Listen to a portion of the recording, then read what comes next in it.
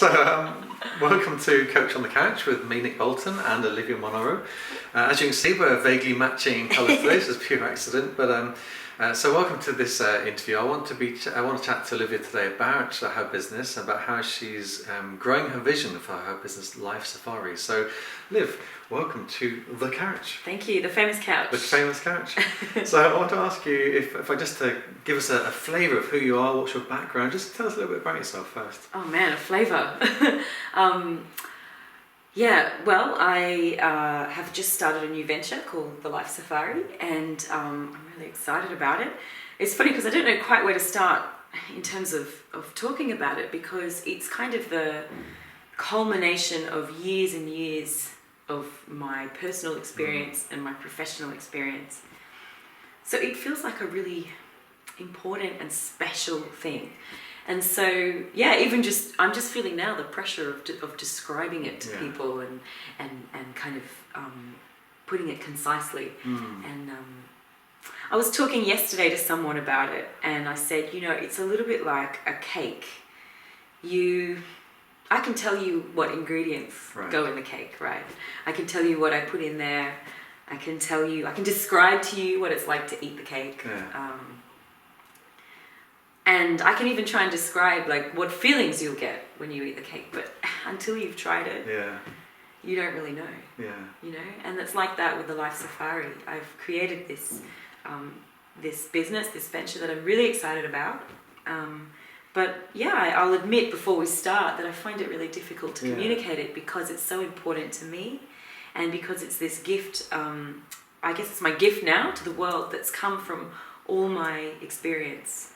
And that feels like a big responsibility as well. I know that feeling. I sometimes feel that when I talk about existential coaching. I'm like, oh my God, I've got to deliver this thing that's so important to me. Yeah. So let's take a step back then. Before you talk about what this thing is, what's your background? What's led you to this point? So I worked in the non-government organisation sector, charity sector, for a long time.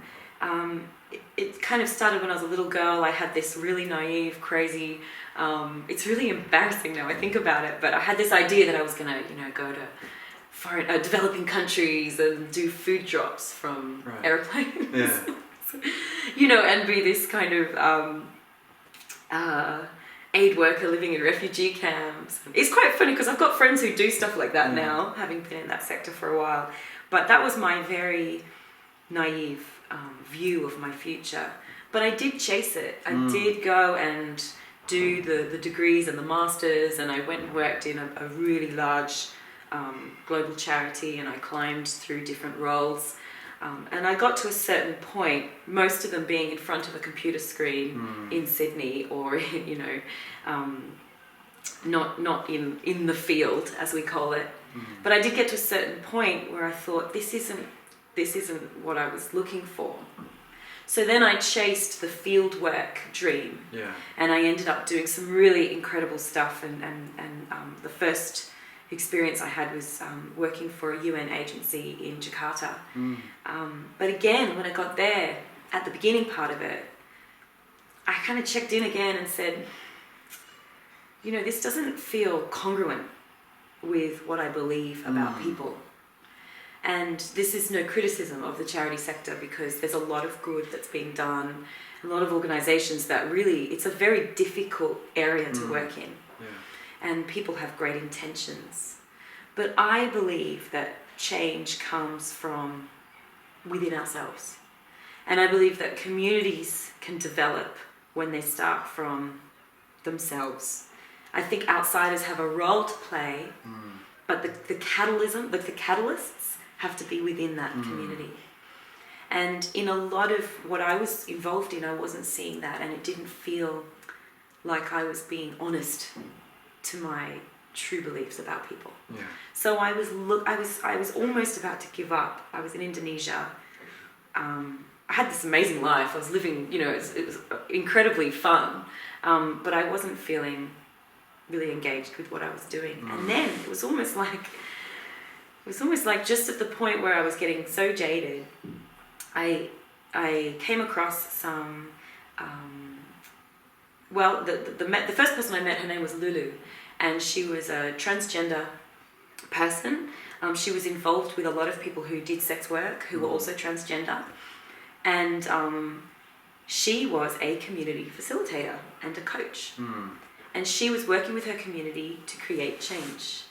And they were doing incredible things. They were overcoming some seriously difficult problems that I'd seen while I was involved with the UN agency that dealt with HIV/AIDS. And we were struggling with some of this stuff. And this community were tackling it from within. And this is coaching, right? I didn't know it at the time, but this is coaching. Yeah. And so anyway, to cut a long story short, I got involved with that community and they trained me and taught me what facilitation is.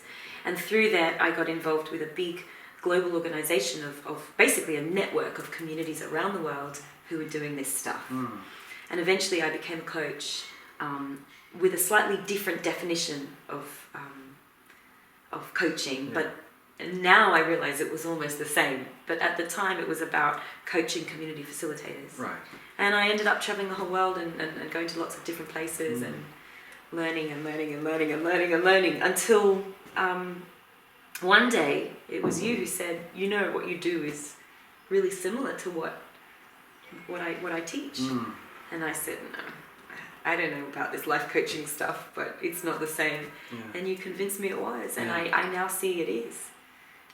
So I'm sort of now bringing together in the Life Safari what I've learned about communities and change, and what I've learned about personal development and change. And the Life Safari brings it together.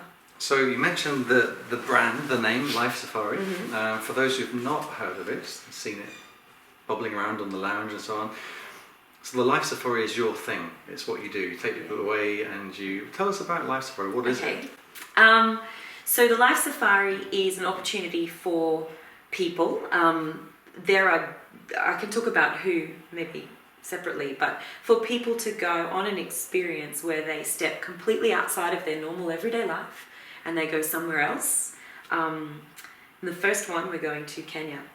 And they go to a place where they might be a little outside their comfort zone, and there'll be 8 people traveling, and they'll connect with a community overseas, a community I've worked with, and we'll come together as equals. This is not about poverty tourism or volunteering. This is about coming together as equals, as intellectuals, as people who are exploring human potential and having conversations. It's facilitated, but it's also very loose. And we're going to talk about, you know, where do we draw from to overcome problems, things like that. Where do we, how do we build our resilience and learn from one another? One another being the visitors, the 8 visitors, and the community that's hosting, and the facilitators, myself, as well as the local facilitators who are Kenyans from that community. Right. In this first trip. Yeah. So that's it. It's a week.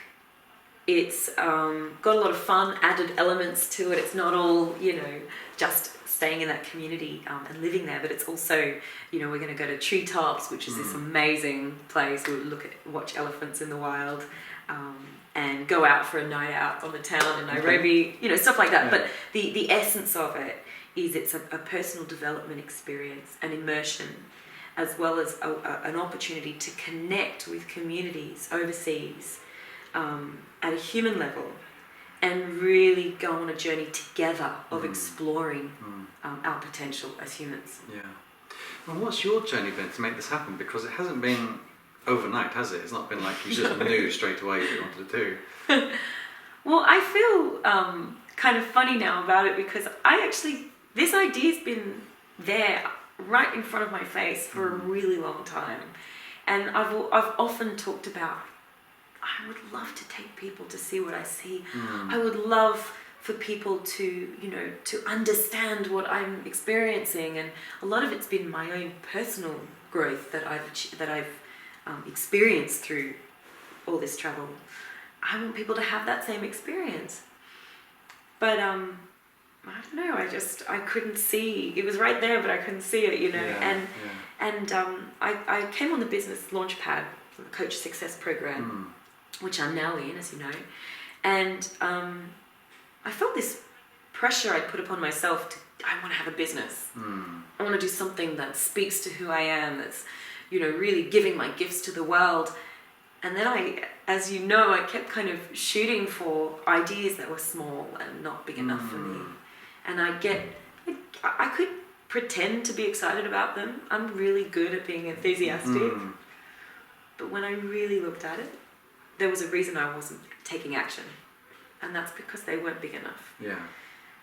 And then, it was a combination of me saying, I need something bigger, and the support of the group in the launch pad, and you saying, we've talked about this idea, have you revisited it? And I think that, sometimes things just happen at the right time, and it must have just been the right time. I just said, yeah, let's do it.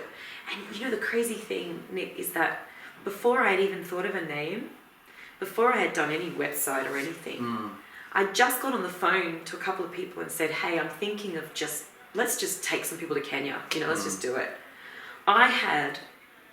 Before I come up with a name, I had 3 people who'd said, yes, I'm coming. And 2 of them had booked their flights and sent their deposit. Wow. Before I'd even had a name for the business. Yeah. That felt amazing. It's interesting, isn't it? I mean, one of the things that people stress a lot about is the name of the business or the logo, but actually people don't buy names or they don't buy logos, they buy vision and they buy potentially the experience, but they're certainly buying your vision. I think it's interesting because I don't think it was just that you weren't thinking big enough. I think you were thinking, it felt to me at least, that you were thinking in the wrong area. Well, I don't think it was just that, it wasn't big enough. That might have been the case, but it also wasn't doing the right thing. It wasn't being the right person, if that makes sense. That's what I was seeing in you at the time. Yeah, there's that congruence that I think almost frightened me, because I think there was a little bit of, again, it comes down to that articulation issue. How will I get people to really come on this journey? How do I describe to them what my story is? How will I describe what I've seen overseas? Yeah. And so it was so hard. I felt it was so hard for me to describe it that I almost went, no, too hard basket, Let me do something that people get. Right. And then I realized, no, I have to find a solution. I have to communicate it. And hey, it seems to be working. Yeah. So. There was something you said a minute ago that really jumped out at me, which was when you said, I want people to see what I see. So first of all, what is that thing that you see? And secondly, in seeing it, what potentially changes for people? Okay. When I started visiting communities as a facilitator and as a coach, it was, and even before that, when I first started doing travel in the charity sector, I always felt like it was me who was growing as much, if not more, than the people that I was supposed to be helping. And that was very humbling, almost to the point of shame at times in the early stages, until I started to kind of reconcile it a little bit more.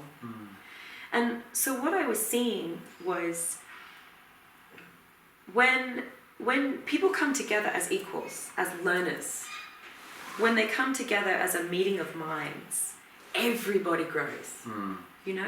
And we have this tendency in the West to see people in developing countries as helpless, poor. I'm being very general. I'm generalizing here. Obviously, not everyone sees it that way, but there is. If you look at the media and you look at the way that even charities market themselves, not all but some, there's this tendency to see people as helpless and poor and unable to make changes for themselves.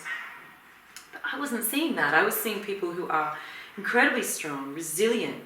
They draw from resources that you just can't believe what they can do with resources we wouldn't even be able to see.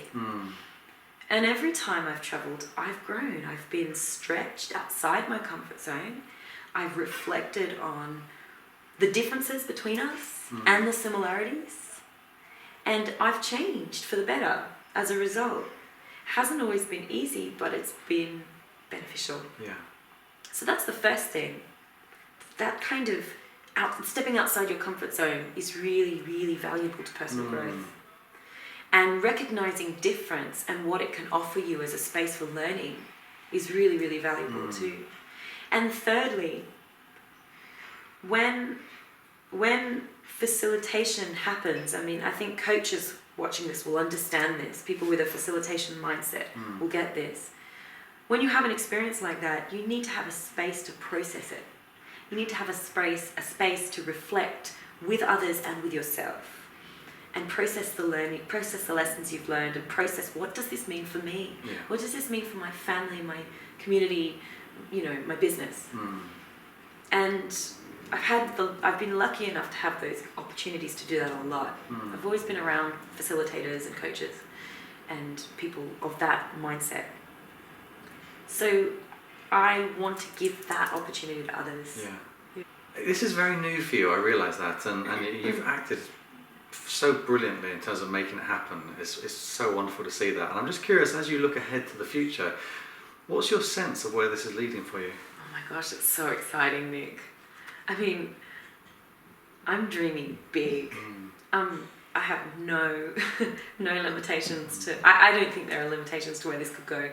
I can see execs benefiting from this kind of experience. It doesn't just have to be in Kenya. I have contacts all around the world. We can go to the Congo. We can go to Cambodia. We can go to Indonesia. We can do these kinds of visits in London. Why not? Humans are everywhere. There are humans all around the world. And I would love to take people from the big buildings in Canary Wharf on these trips and challenge them. Yeah. I would love to take groups within a company, like within a business, who want to send their executives for a sort of team building experience. I would love to take them on these trips. Yeah. Groups of women, families. If someone approaches me with an idea, we'll make it happen. Yeah. And what I'm hearing in you is that this is, and reflect this back to me if I'm wrong, but is that what you're being driven by is the impact you're making, but also the experience of living it out for your life as well. Yeah, it just feels real. Yeah. It's funny because I used to have 2 Facebook pages, one for my professional life, right, one for me, the other me, and since having this business, I've started bringing them together. Gotcha. And it's kind of symbolic of the congruence. Yeah. Suddenly it all comes together. This is me. This is who I am. I don't have to pretend to be anything anymore, and that feels amazing. So this is now a very, very clear pathway for my life and my family's life, but also for me to have an impact. Wonderful. Thank you very much, Liv. Thank you, Thanks Nick. for joining me. Yeah, thanks everyone.